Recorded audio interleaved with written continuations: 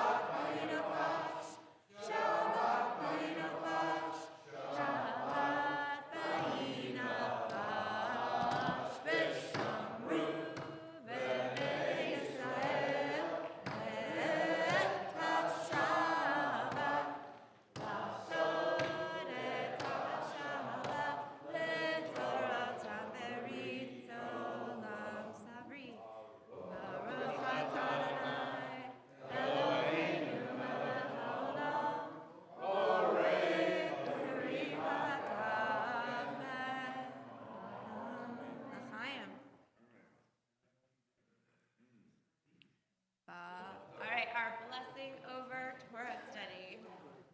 Baruch atah Adonai Eloheinu melech haolam asher kiddushanu b'mitzvotav v'tzivanu la'asot b'divrei Torah. Amen, amen. All right, good morning. I'm glad to be with you. Rabbi Ferris is visiting Ella at Tulane. So it's my pleasure to get to be with you this morning as we venture into Parshat Lech Lecha. Before we do, I saw this, I was walking over. This is our Javco toy board.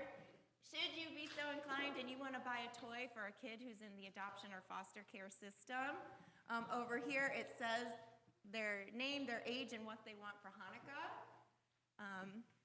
So you can pick one of these and bring it back. There's also QR codes if you want to go onto the wish list for Javco. So, Parshat Lech Lecha, right? Abraham is called to leave his home, his father's house, everything he knows, and go to a place where God will show him. He has made a promise of three things. Land, the land of Israel. He has made the promise of children, like the stars in the sky. What is the other one? I'm like, this is so great. Yeah, tell me, Joe. I'm going to ask you to read it. All right. Want to do like normal? All right, but he'll make you a great people. He'll promise his land, a great nation. That's it. Land, so nation, progeny, and land. Okay, so Abraham leaves. We are in the triennial cycle, so that means we're going to go to the third of the Torah portion. So we're not going to be studying what was it about Abraham that God was so attracted to. We're going to be studying the third section where Abraham, Oh, well, guess what? I thought we were on the third. So we might be on the third. Wait, no, 16:1. That is the second. Okay, good. I'm good. Okay, I'm just saying the wrong thing. All right, so in this section, Sarah is noticing that they're not having kids, okay? We've been together, we left the land, we've been trying. I'm coming on 90, right? No, she's like 80 at this. She's in her late 70s thinking maybe this isn't gonna work. And so she offers Hagar. And so we're going to be studying this section. But before we do, I've been thinking a lot about the election. I'm sure none of you know that it happened, and you've been sleeping well and not worried about anything.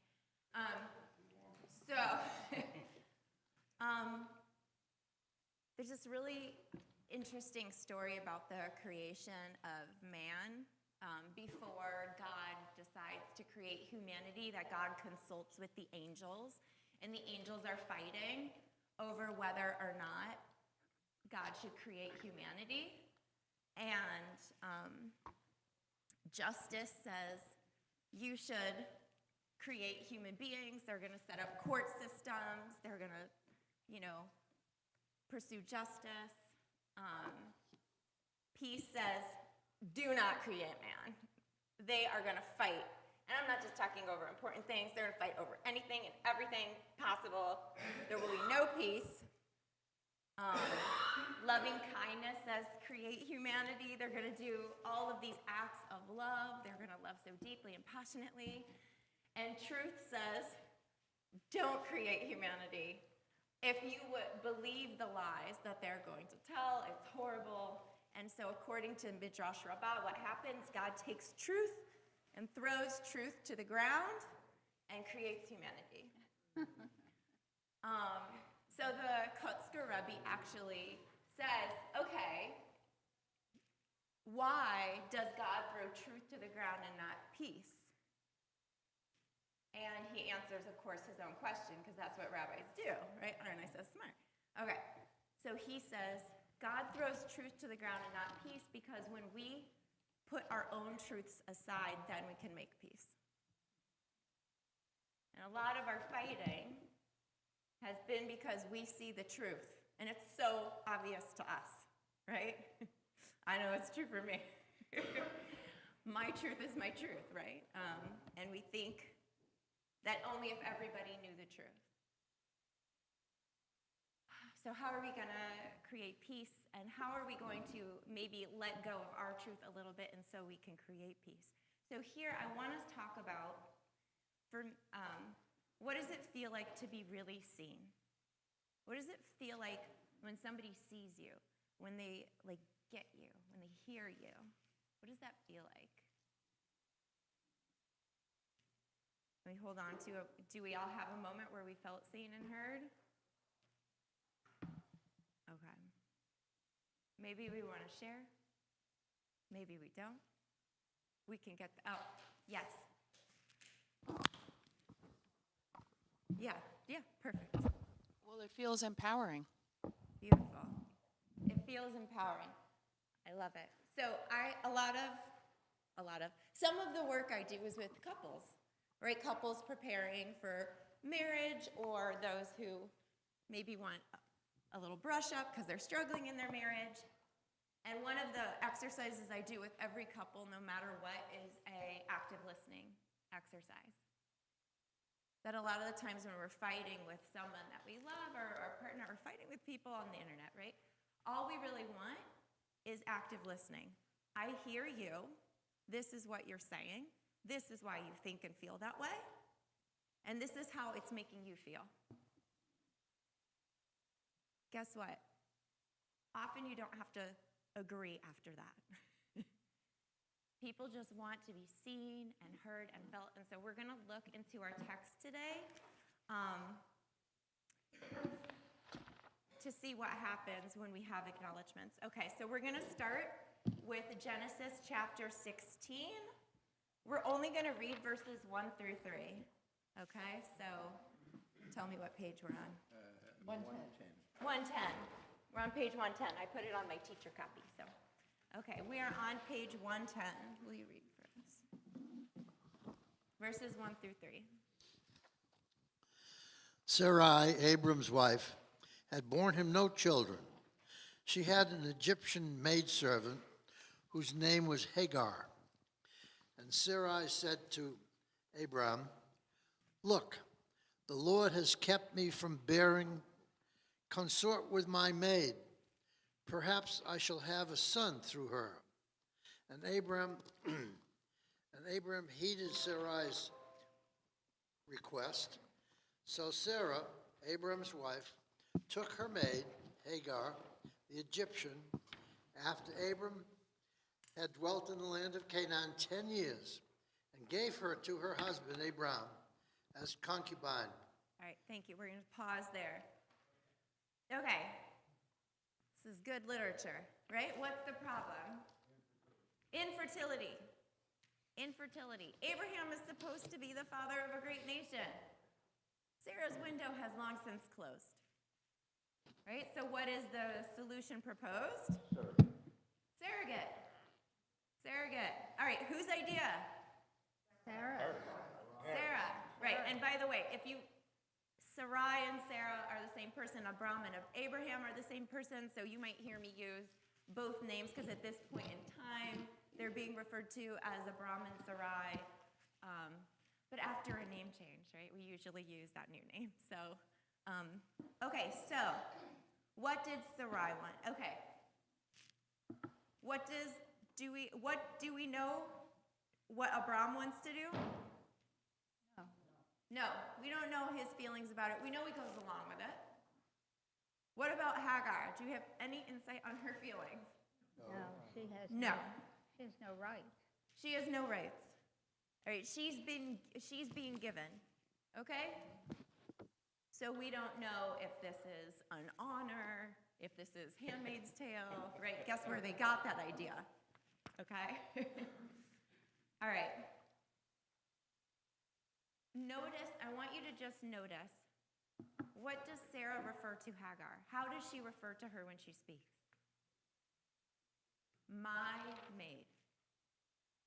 No name. Right? Go consort with my maid. Maybe I will have a child through her. All right, so who's the kid supposed to belong to? Sarah. All right. So a lot of you know that I love listening to Hadar, the Beit Midrash in New York. It's a progressive Orthodox Midrash. Their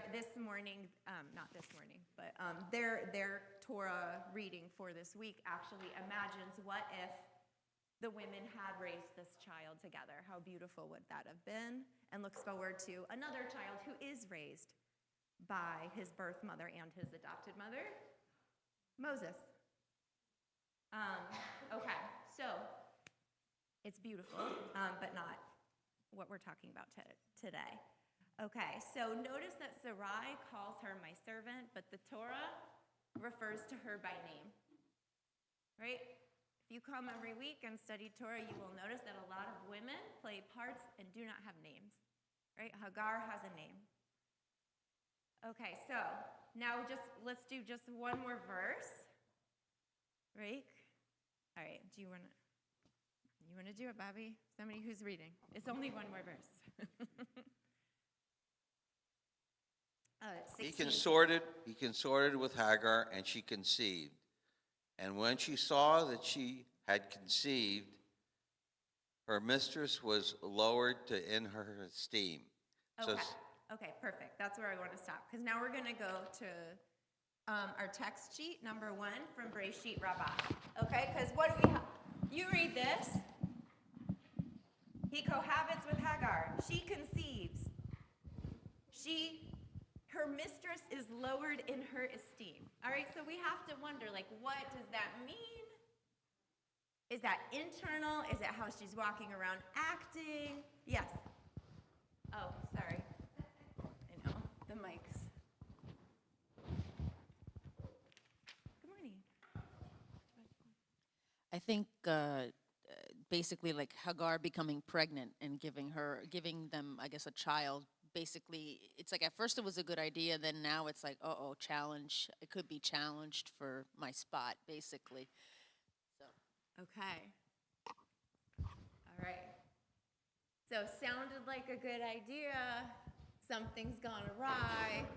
What has gone awry? Right? And this is where we can start to fill in the blanks with interesting ideas. Okay, so we're going to read from Bereshit Rabbah because this is what the rabbis did 2,000 years ago, filling in that blank. The first one. Hagar would say to them, "My mistress Sarah, her inner reality is not like her outward impression. She gives the impression of being a righteous woman, but she is not a righteous woman. Were she a righteous woman, look at how many years that she had not conceived, whereas I conceived in one night." Yeah, good stuff. Sarah would then say, "Should I have a discussion with this woman? Better I should have a discussion with her master." All right. Okay, so here, the rabbis, right, in the ancient Midrash are imagining, what does this verse mean that she was lowered in Hagar's esteem? It means Hagar says, she looks righteous, but clearly she's not, right? She walks around all hoity-toity thinking she's, God's chosen one, right? God picked me, right? Or if she was so special, God would have used her as a conduit. Here she's been with her husband years and years, trying and trying, one night. I like, by the way, the rabbis clearly have an agenda with deciding that she got pregnant in one night. By the way, there's an aside about how, can you really get pregnant your first time having sex? Because our rabbis don't know biology. I'm just kidding. They do, but they're like, there's so many instances, even in the Torah, where somebody gets pregnant their first time, so they have to deal with that because they don't think that that's what happens. Okay. And so Sarah then says, this woman is walking around, insulting me, spreading rumors about me, right? So I should talk to her? I'm going to go talk to her master. Who's the master? Abram, right? Then she goes to Abram. She doesn't confront her. She doesn't confront Hagar. She doesn't have a conversation with her to talk to her about how she's making her feel. She doesn't say we were supposed to be sister wives together, right? So I think she having this trial makes her feel now she's the main wife. So the role has changed for her. So I think in a sense, perhaps she's treating Sarah as the maid now, because now this trial has made her feel promoted to the main wife. Right, so we can imagine, right, there's a whole nother story besides Handmaid's Tale that we can imagine, right? Where Hagar, and this is the fun part of writing your own midrash, by the way. You can imagine Hagar oh, my back hurts, I can't lift this anymore. Oh, my feet are so swollen from the pregnancy. Sarah, do you mind? Right, that is the beauty of the blank space, right? We don't know what this means. Could it be that Sarah is just jealous, right? How is it that I worked so long and here she bears right away? I know it was my idea, but I didn't really want to do it, but Abraham's walking around I had this blessing. I'm supposed to be my kids are supposed to be like the stars in the sky. I mean, I'm not producing stars at the sky at this point, right? We can have it be all in Sarah's head, or we could have it be very exaggerated. Okay, so let's see what happens when she comes to talk to Abraham. We're going to go to Genesis 16:5. Again, just one verse, because then we're going to look at the Bereshit Rabbah. And Sarai said to Abraham, "The wrong done me is your fault. I myself put my maid in your bosom. Now that she sees that she is pregnant, I am lowered in her esteem. The Lord decide between you and me." Okay, pause. All right, perfect. All right. Whose fault is it? Always done. It's Abram's fault. This is your fault. Okay. You understand that? Do you empathize with Abram in this? Okay. All right. This is your fault. Okay. I put my maid in your bosom, and now that she sees she's pregnant, I'm lowered in her esteem. Okay, this is the question. Adonai decide between you and me. Okay, so if I were sitting with the rabbis 2,000 years ago making up the story, right? Or stories around it, or, being a conduit of God's oral Torah, I would want to talk more about how is this Abram's fault? I think that's very interesting. Is it his fault? What part of it is his fault? Is it that he's not interacting? Is he saying, like, Sarah, Hagar's feet are swollen. Like, why don't you do her job for her, right? Is that what's happening? Or is it that he agreed what's there? But the rabbis in Bereshit Rabbah, their question is, Adonai decide between you and me. God decide between us who's right, who's just. What is that supposed to mean? Right? So now we're going to go to Bereshit Rabbah again. This is just a few verses later than the last text that I brought you. So if we read number 2, thank you. Sarai said to Abram. Here, put the mic closer to you. Sarai said to Abram, the injustice done to me is on you, Rabbi Yudon, in the name of Rabbi Yehuda bar Simon. You are committing an injustice of words against me as you hear my humiliation and remain silent. Okay, wait, pause. I'm going to keep you reading. Okay. What's the wrong done to her so far? Abram hasn't stood up for her.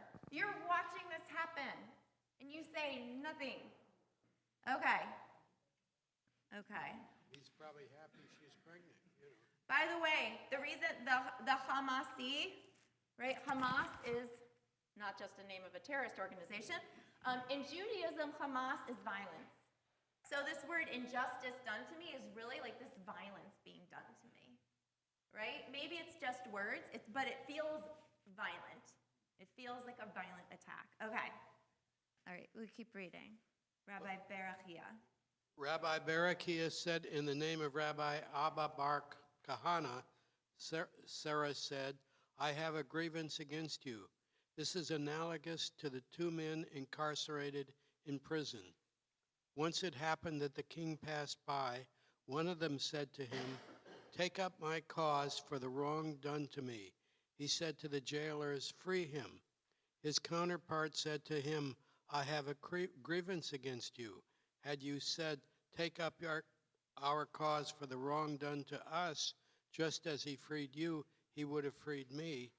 Now that you said, take up my cause for the wrong done to me, he freed you and did not free me. So too. Sarah said, had you said we go childless, just as he granted you a child, so would he have granted me. But now that you have said, I go childless, he granted you a child, but did not grant me. Right. Super powerful. Right? So we have this guy advocating to the jailer, right? You got the wrong guy. Instead of saying, like, you got the wrong guys, right? So Sarai here saying, Abraham, right? You could have made it so that we were the bearers of this nation, not just you. Beautiful. All right, I'm going to take it all the way back to Richard. Thank you. Heavy is the head that wears the crown. And I think what I see here is I see the crucible of leadership, whether it's in a family or in a nation. I think that people of position are often presented with irreconcilable responsibilities and obligations, and I think it manifests the struggle, and it's what I see as the obligation to embrace and the obligation to own. And I think it plays out over and over and over in our lives, in our world. and we can't seem to get it right. Thank you.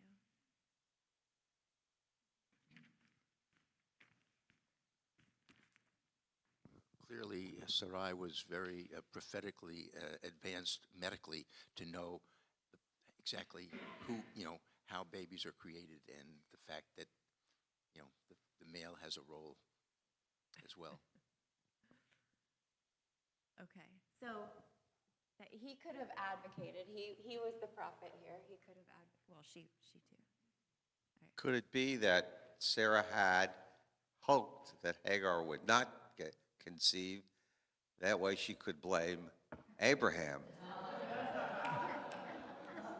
for the inability to have children. And when she conceived, it certainly did not go according to her plan.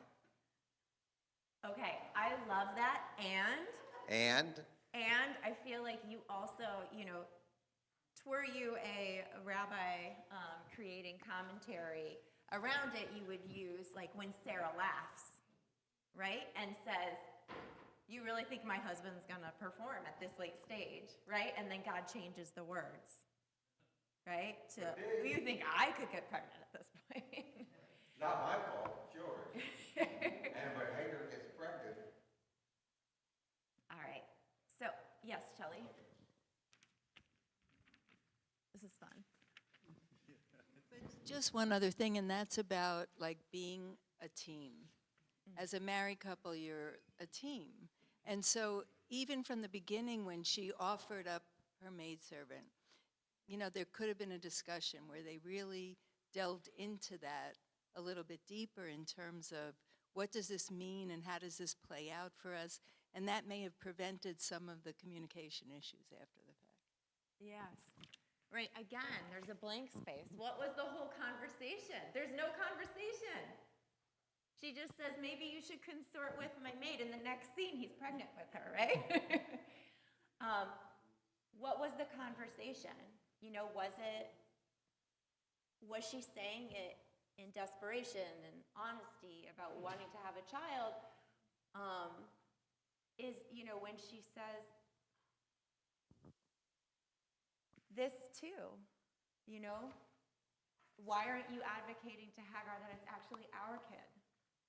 It's actually our kid. It's supposed to be my adopted child. She's supposed to be the surrogate, not the mom.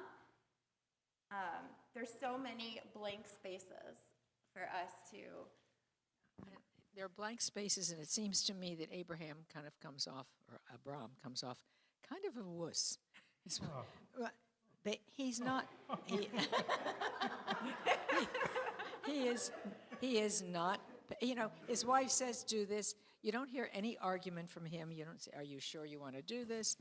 And he cohabits, so to speak, with Hagar, and he really is he comes off, I think, in general, as an innocent party, and yet he never stands up one way or the other. He does what his wife tells him, and then he kind of says, well, he doesn't pay attention.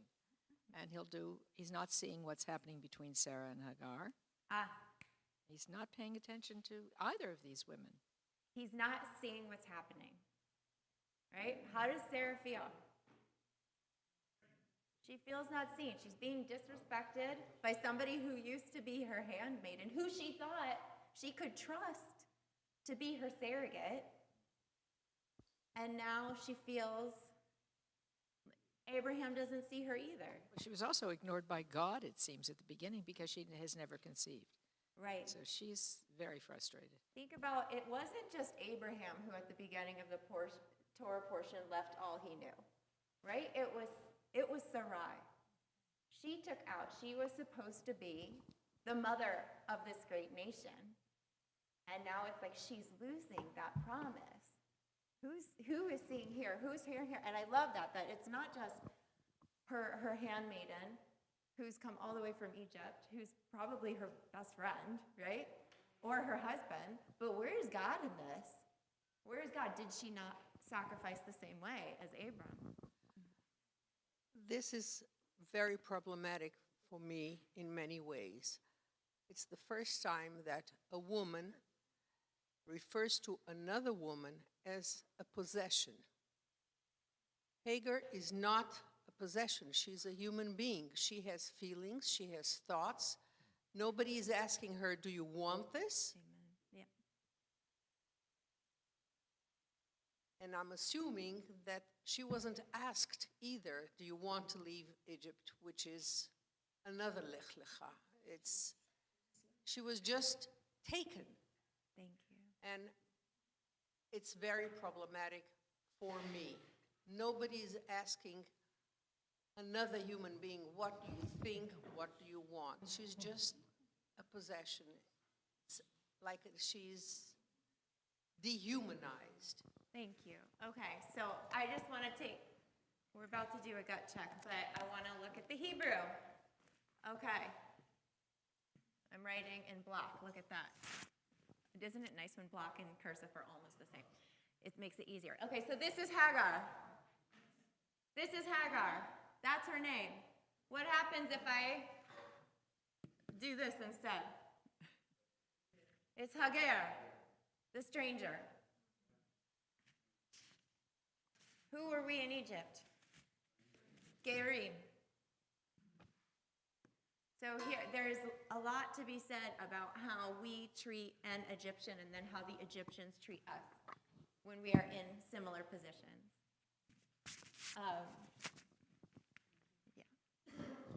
I think it wasn't for Sarah to help God fulfill his promise. What if this whole thing is a lesson in patience? It affects us to this minute, what happened back then, if you look at the Middle East. And so what if she just stood back and just trusted God, and then things would have played out minus Hagar and having that child? If she had just been patient, God didn't need her to help him fulfill his promise to Abraham. Very interesting.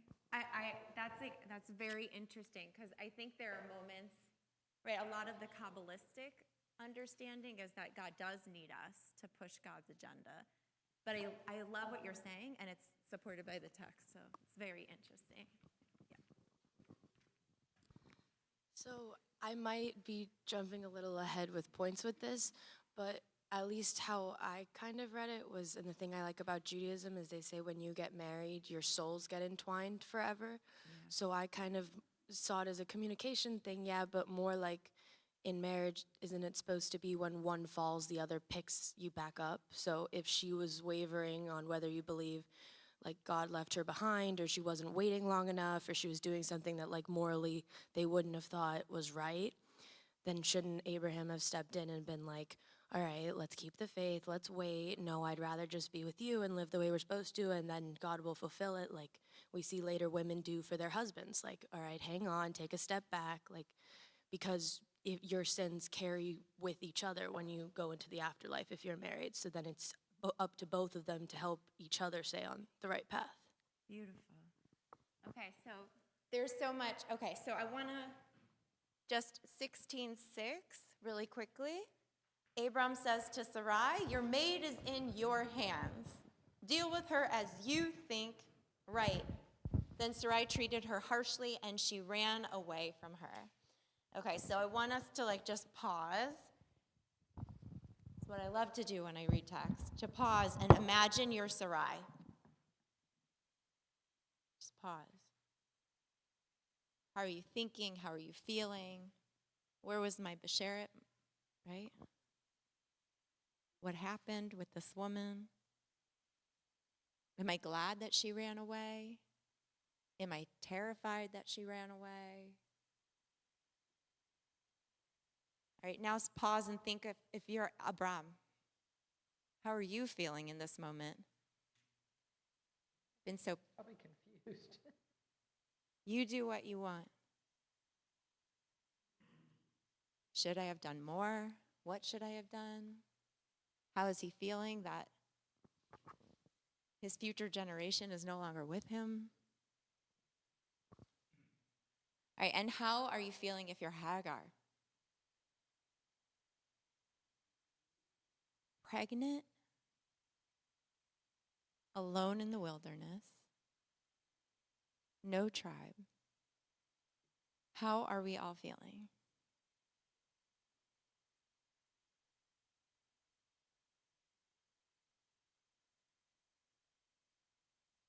And I just want to pull back because the reason I love to stop and put myself in their shoes is because how many moments in our life are we in these different positions, right?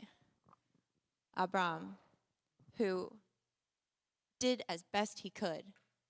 And right, they say looking back, 20/20 vision, right? Maybe that wasn't the right thing to do, but I thought I was doing the right thing. I thought I was trying to fulfill God's promise.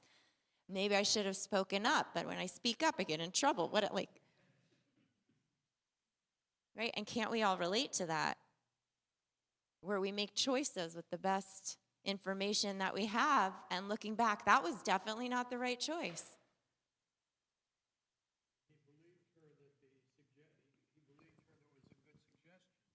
Right. I was listening to someone I trust. I thought it was a good idea.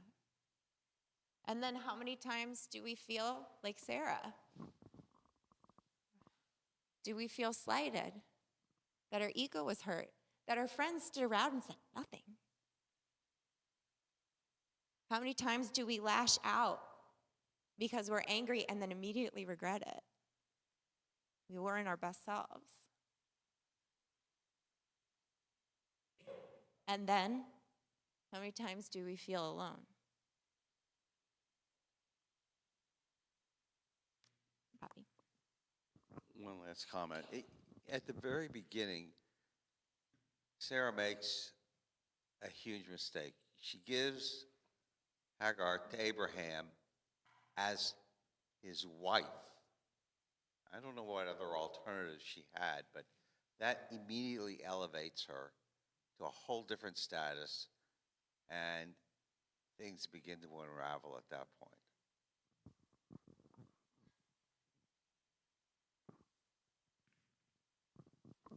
So if I had been Abram and Judy came to me in a similar situation, okay, now I definitely would have said, "Oh, it's wonderful of you to suggest that, honey, but honestly, just let's keep trying. God told us it was going to work. Have faith." All right. So actually, if this was much longer, we could do some bibliodrama and act things out. The translation in my Torah, Hagar is a slave. Yeah. She isn't Sarah's best friend.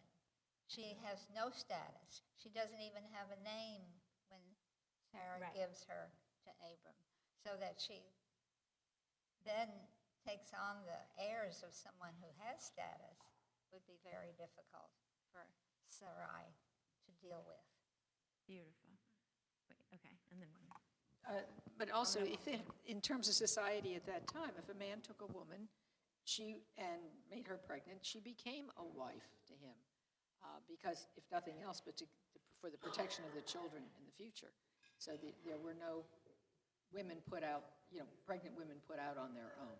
And he had an obligation then to take care of her as if she were a wife. Sarah, and Sarai was still the first wife. There was status in that.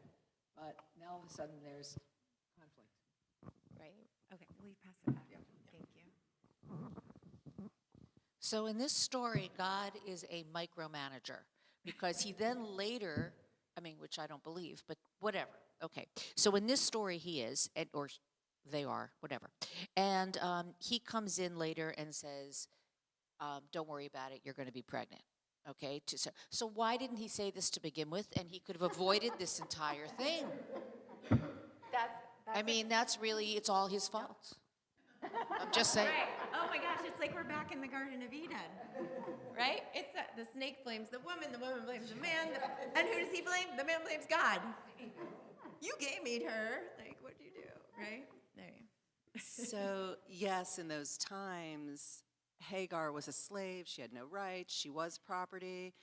But in the next line, line 7, and so this to me is a difference between heaven and earth, God and man. We're about to go there. Oh, I won't say it. I'll wait. No, it's okay. You can say it. Well, so then the next line, an angel of the Lord found her, Hagar, by a spring of water in the wilderness.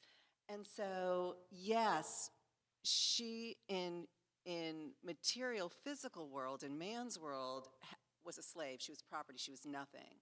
But in God's world, in the world of, the mission, in the world of what humanity, higher than man's perception, she is a soul and she's a human being and she's God's creation.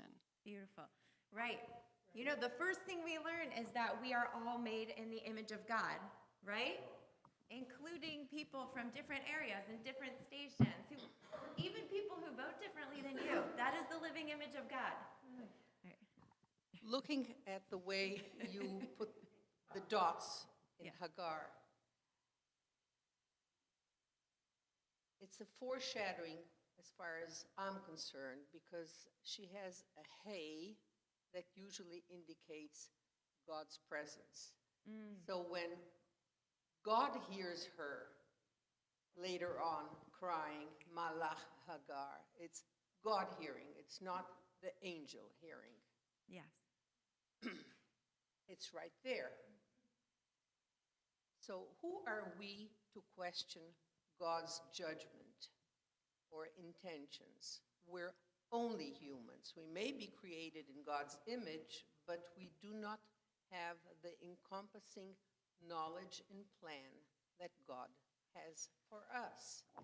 So the question would be, how are we fulfilling the mission that God has for us? It's very much personalized, I think. Okay, beautiful. I will tell you there, if you want to do further reading on that same note, I can send you a beautiful Devar Torah about how because we don't know how to treat the stranger, we're taught the lesson of what it is to be strangers. And then who hears the voice of the strangers in Egypt? God, right? God hears us cry out in the same kind of way that we're about to see that God hears Hagar, 1 and then 2, and then we're going to read. So Hagar comes to Abraham and says, "You won't believe it, I'm pregnant." And he says, "So what do you want me to do? After all, Amendment 4 wasn't passed."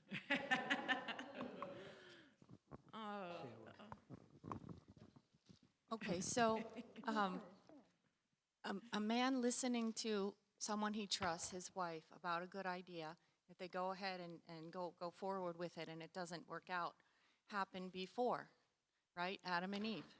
Yeah. And then you wonder, why did God even make that tree? Why didn't God tell Sarah, it's going to be okay, you're going to get pregnant? And in both stories, he's testing us. And I think in the first story, that's when our suffering began. And in the second story, that's when we got like another pain in the neck. More like maybe it's another test. How are you going to handle it now? So I just see the big parallel between the two. Right, and this is beautiful.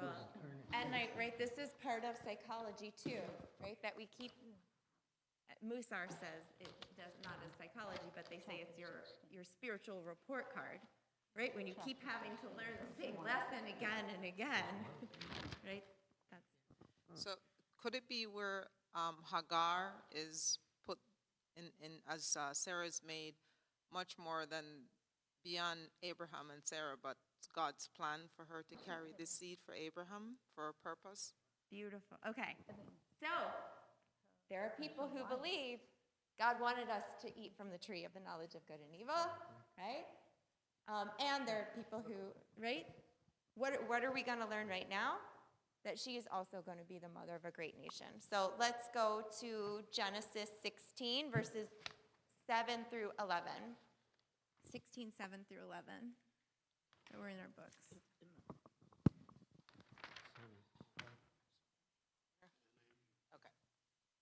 An angel of the Lord found her by a spring of water in the wilderness, the spring on the road to Shur.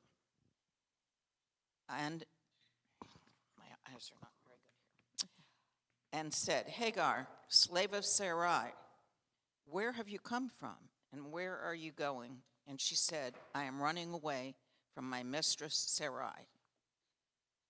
Go on. Yeah, keep going. Yeah, through 11. And the angel of the Lord said to her, "Go back to your mistress and submit to her harsh treatment." And the angel of the Lord said to her, "I will greatly increase your offspring, and they shall be too many to count." The angel of the Lord said to her, hold on. Sorry. Further, behold, you are with child and shall bear a son. You shall call him Ishmael, for the Lord has paid heed to your suffering, and he shall be. Okay, we're going to pause there. Okay. All right. Okay. Hagar runs away. And who does she run into? An angel. Right? So the rabbis actually say that there's multiple angels, that every time it says the messenger said, it's a different one. Right? Which, just goes to make it even more intense. Right? That God has sent a group of angels to her. All right? So we see that you have run away, that you're suffering. Here we get this promise. Right? And what is the promise of a son? And he's going to be a great nation. Don't you worry. Okay? You think, right? Because all right. He's going to be a great nation. What's his name? Ishmael. All right. We can do this. Right? What is Shema? Here, listen. Right? El? God. All right. Okay. Now we need Hebrew speakers. What does the yud at the beginning do? Yes. Future tense. God will hear. Oh. Okay, that's fine. It's not that's like another Josh. Okay, I'll let that be another Josh. All right. So Yishmael is future tense. God will hear. God will hear. But what's the reason given? God has heard. Okay? So we have tenses here, right? The name is given because God has heard in the past tense, but it's a future. The child's not born yet. Because in the future, the child's not born yet. Okay, the child's not born yet. Okay, so what does that imply? Well, just that he will be called, in the future, there will be All right. Ishmael. Because right now, Ishmael only exists inside her. Okay, so Ishmael, she has been, she should have known this with all the angels showing up for her, right? God has listened to you. You are feeling, I don't know, definitely abused by Sarah, right? That's here in the text. Maybe abandoned by Abram. Maybe attacked by both of them and then kicked to the curb. We don't know, right? We don't know her emotion, which leaves it for us to be able to fill in that blank with what is helpful for us. But what we do know is that the angel tells her, God has heard you. And this God will hear, this future tense. So what I want to posit is that, when we do active listening with somebody, we are hearing what they said, and we reflect it back to them. And it gives a confidence that when I speak again, you're going to listen to me. I can trust you to hear me. And so she has this really amazing moment where she is told, you are heard. I hear you. So I hear you. But guess what, right? But does God say, go back, it's going to be fine? No. Go back, submit to her abuse. Your son is going to be a great nation. Okay? So maybe it'll be fine in one aspect, but definitely not in the short term, right? So in biblical Hebrew, isn't it true that you use the future tense, but it can also be the past? If you add the vav. if you add the yud and the beam, right? The vav. If there's a v. Well, you just said it. The ye. When you add the vav, that's what flips it to the past tense. Okay. I know. We'll do deep later. That's okay. But it's good. In terms of what Hagar said, though, is the response indicative of active listening? Okay. She just said, "I am running away from my mistress Sarai," and is the response of, "Behold, you are with child and shall bear a son. You shall call him Ishmael, for the Lord has paid heed to your suffering." And it assumes a lot about what she wants. Okay. So, all right. Beautiful. First of all, everybody meet Ian. Say hello. There you go. We got a lot of regulars here, so it's good to have new additions.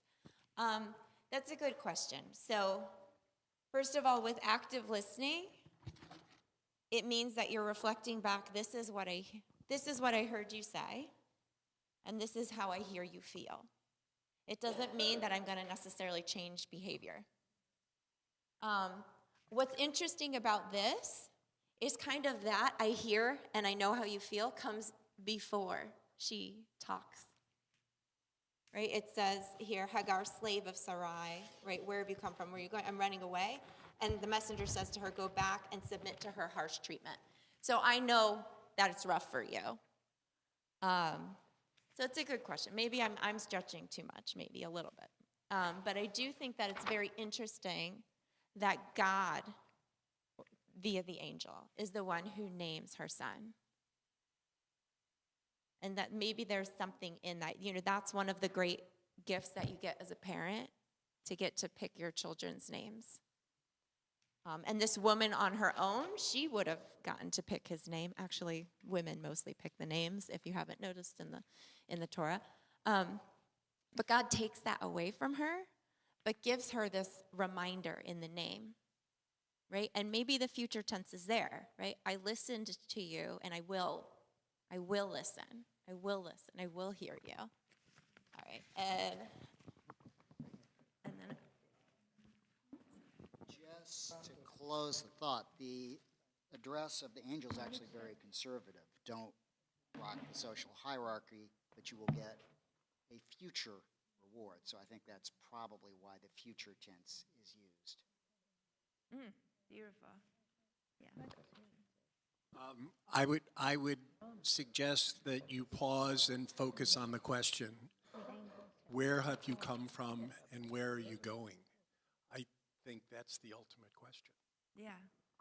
right. So it's so interesting, right? Because most of the time when we are putting ourselves in the text and we are trying to connect to our higher power, we're connecting through our ancestors, right? Jewish ancestors. This is literally the ger. This is literally somebody who is by definition not our ancestor, and yet we are invited into this whole scene and so much empathy. And it doesn't just happen once with Hagar, it happens twice. Where she runs away again with Ishmael, after Ishmael's been born. So it's interesting that this holy text wants us to relate and empathize and put ourselves in the shoes of this woman who is different than us, by definition of her name and her status. So, and yes, the question, where are you and where are you going?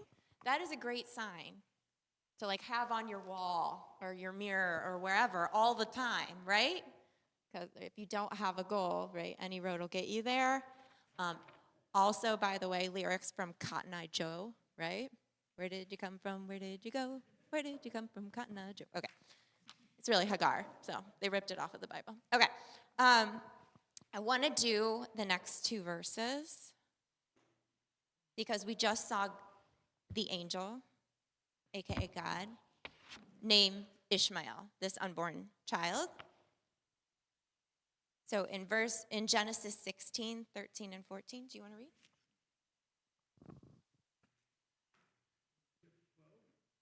Did we skip 12? I skipped 12. Yeah, he's a wild ass of a man. It's not a good sign. It's not a good look. Okay. Go to 13. Okay. Okay. So she called the Eternal who had been speaking to her.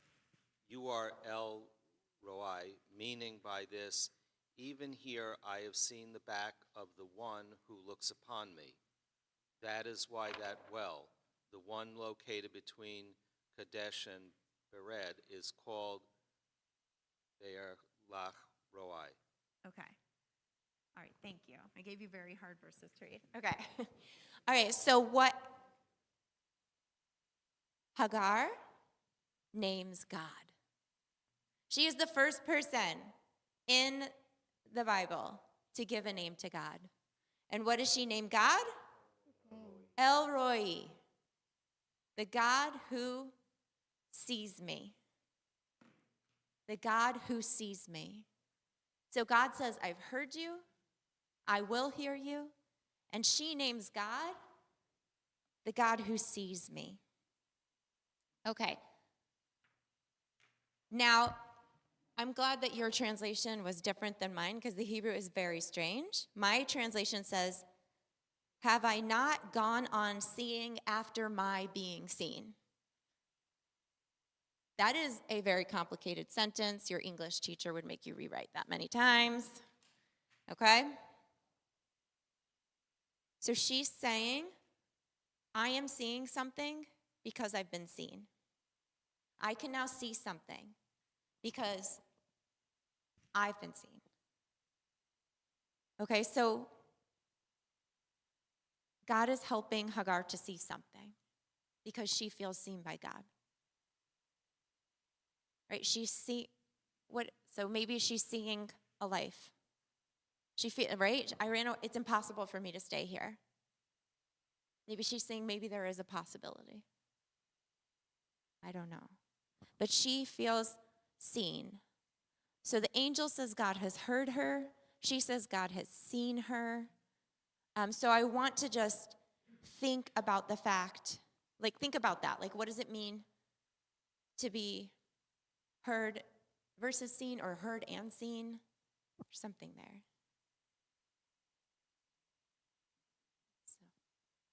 Okay. Oh, okay.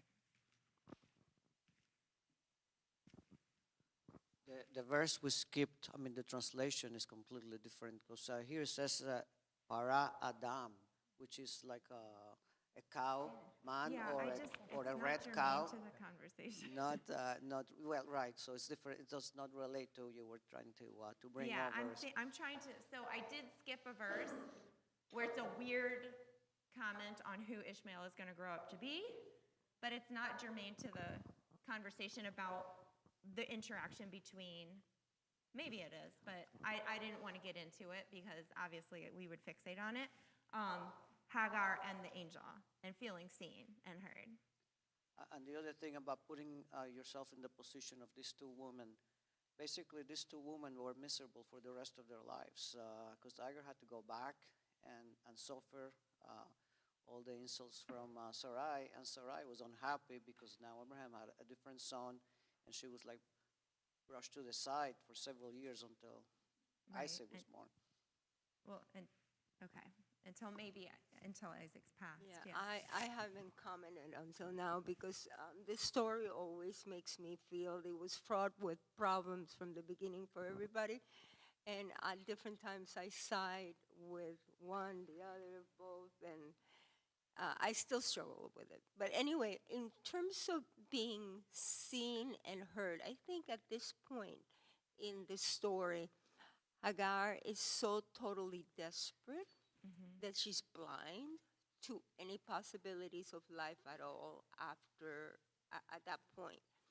And what she receives is a validation that you have an important role to play here, that you are somebody, and that what's happening to you and your suffering is real, and that offers hope for the future. She doesn't know what it's gonna be, where is she going, but she knows that it doesn't stop here. Right. And that she can carry on somehow, and that this child will carry on somehow. And that, I think, is such a gift to society. These stories are there for a reason. Yeah. And even though you say, oh, why did I write it that way? But it's there for a reason. In the most dire of circumstances, when you feel most abandoned, most alone, God comes in some way to validate you and to open up the possibility of seeing what we don't know, but that we have that capacity to see for the future. Okay, I want to thank you, Kenya. I want to hold on to this for a moment because I think I'll come back to you. All right, when we're children, and maybe when we're adults, okay, often when we're adults, when we pray, I remember praying that my parents would buy sherbet, which is what I called it at the time. We were not fancy in Indiana. We didn't call it sorbet. But just so you know what I was referring to. That they would buy sherbet every time they went to the grocery store. Okay? This prayer was not answered by God. But hopefully if we stay in relationship, as we grow, we understand that it's not always that I need everything to change. Would I like things to change? Yes, right? But I want to feel seen, and I want to feel heard. And there's something about like a power greater than us, seeing us and hearing us. And in psychology, as Ganya talked about, naming can be so powerful. All right, so you guys know that I work along with many women in this room, in particular, though, Judy in the back, on the Amendment 4 campaign. So, obviously, I wanted it to pass.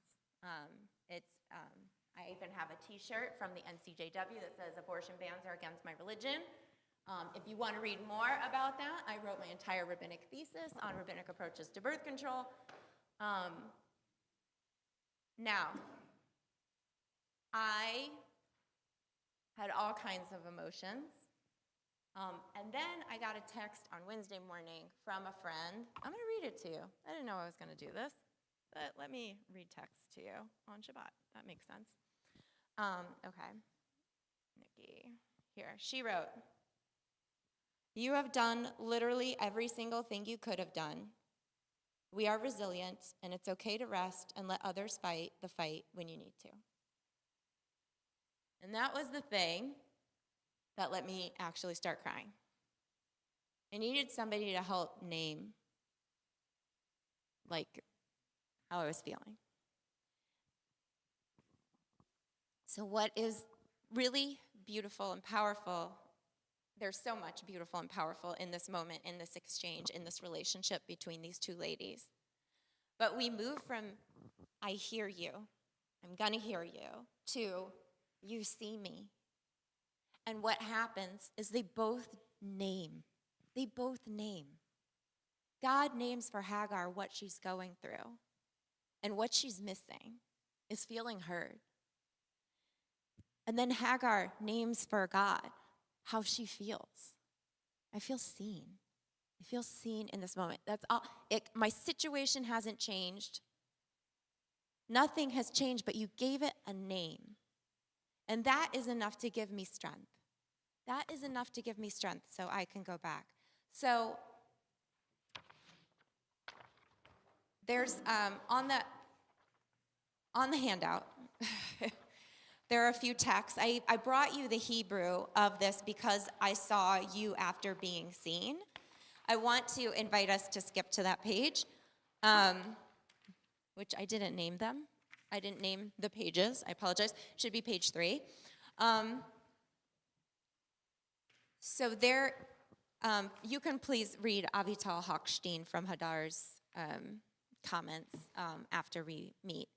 But there's something after we feel seen, how it changes our experience, right? How does it change? I wrote here, like, my questions at the time when I was doing this was, how does it change our experience with the person or being who saw us?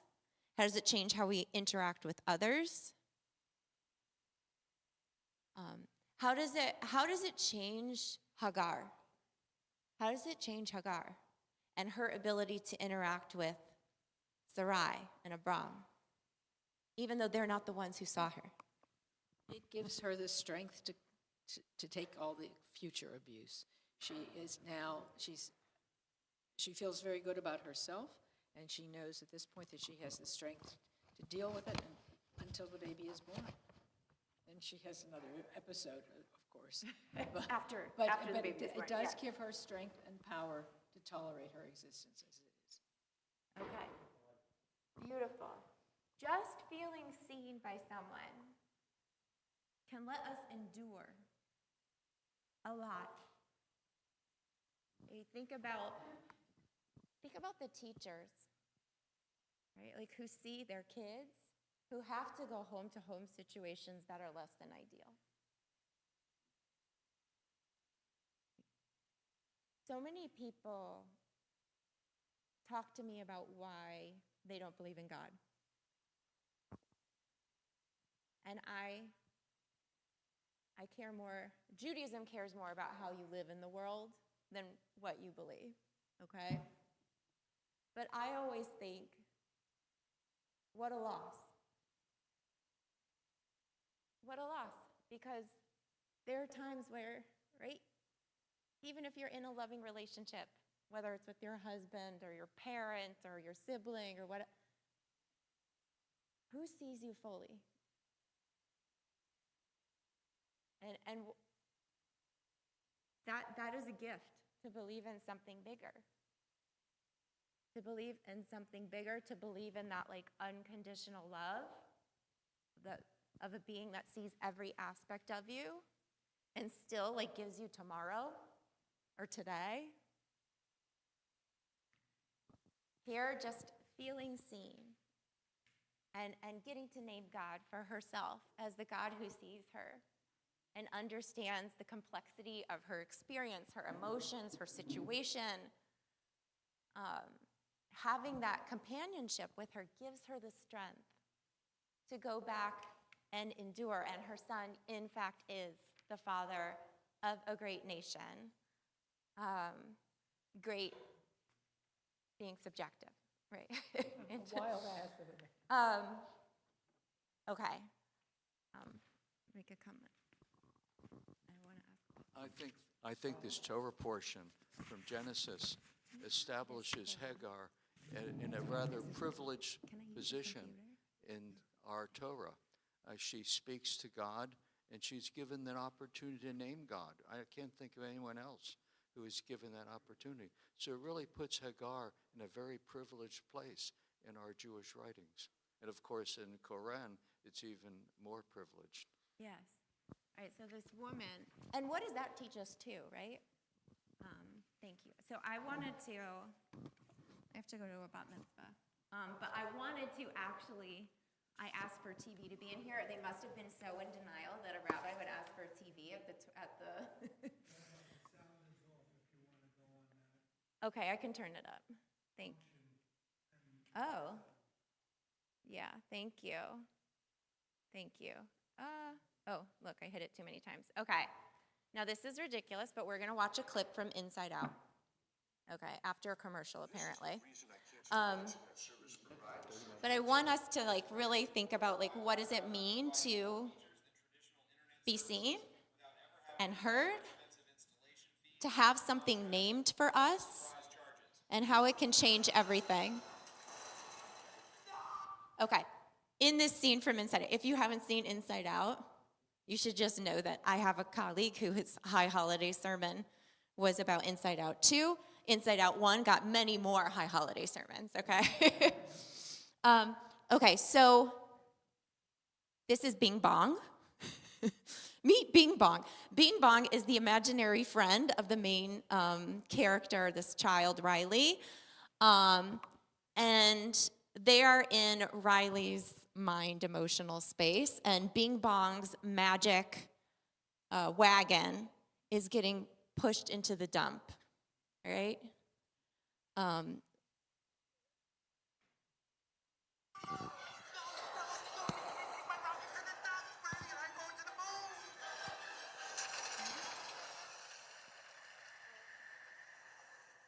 Riley can't be done with me.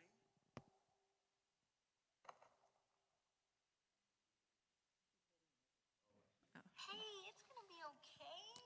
We can fix this. We just need to get back to headquarters. Which way to the train station? I had a whole trip planned for us. Hey, who's ticklish, huh? Here comes the tickle monster. Hey, Bing Bong, look at this.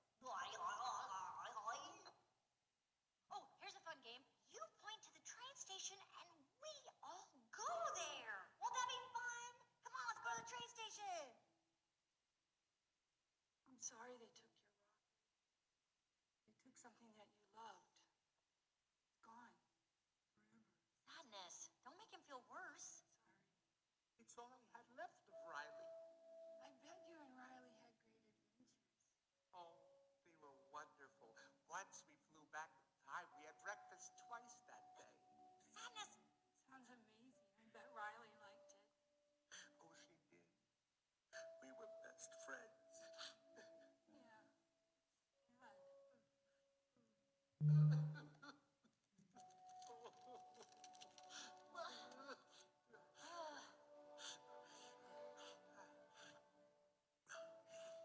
I'm okay now. Come on. The train station is this way. okay. All right, so we had, thank you, Paul, for letting me borrow your computer. We have Joy, who, right, is trying to distract, to ignore, just move on, right? But what helps Bing Bong?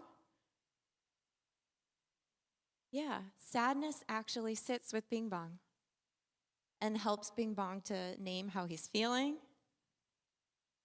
She reflects back in her questions that she's heard him. And she helps him name the emotions. And then he's able to move on. If you go online for the handout, I also have a clip, which is somebody on the far left and somebody on the far right, listening to each other's stories and finding some sort of common ground. On the Shabbat, may you have people who will sit with you in your sadness, who will hear you, who will make you feel seen, who will help you to name your emotions. Maybe that is a loving friend. Maybe that's sitting with sadness. Maybe it's your higher power. But whatever your emotions, know that you're not alone. You have community here. There's an El Roi, a God who sees. And whether you look at the future as a blessing or as a struggle you're going to endure, may you have the strength to move forward and to believe in the promise of the blessings. Shabbat Shalom.